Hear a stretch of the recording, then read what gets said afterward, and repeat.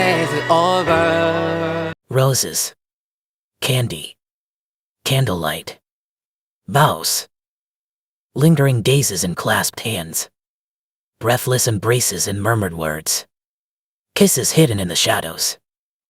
Humans really are remarkable creatures.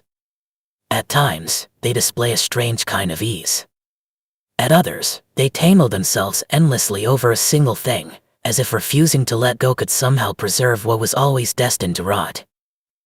They wear love on their lips like a gleaming metal, like an expensive, respectable coat faintly scented with perfume. As if love itself were a glory beyond the reach of ordinary mortals, proof of something noble. They embrace one another and offer radiant bouquets.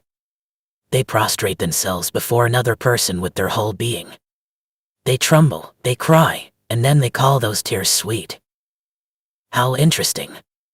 I never understood the difference between sweetness and decay. I have read many plays and imagined myself in their roles, performing all kinds of stories. War, knights, epics, love and hatred.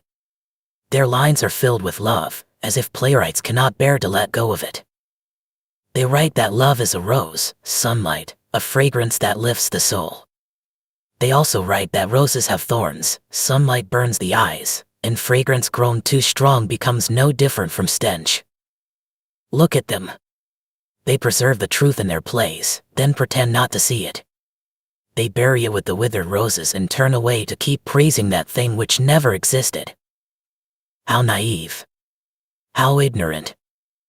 How very amusing. Today, the whole world is celebrating love. Cheers, laughter, whispers.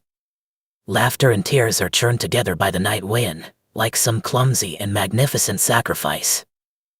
I stand by the window and watch the candles burn down. I watch vows quietly grow cold before dawn. When the last candle goes out, I see a rose drift down onto the windowsill. I don't open the window. The wind carries it away soon enough.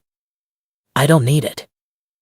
Tell me, aside from endless noise, cathartic tears, and red petals swept up by the gale and torn apart in the air, what does love ever leave behind?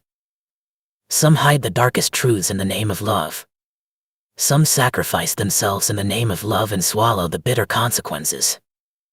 What a weightless thing it is. Stir it only a little, and those who long to be loved, who long for more love, begin fighting at once. Jealousy and malice have never needed teaching. That is why I have always thought love was never any universal cure. It was the first wound. Bared by love, bleeding because it was bared. All suffering spreads and grows from the wound. I do not need love. I do not need pointless wounds. I only need to play the perfect white knight and, in this wretched world, make those covered in wounds still willing to believe in hope. Let them keep lining up and walking into that cage called love. I will wear my most proper, courteous smile as I watch them go, then close the cage door behind them. After all, that yearning heart is the strongest prison of all, is it not?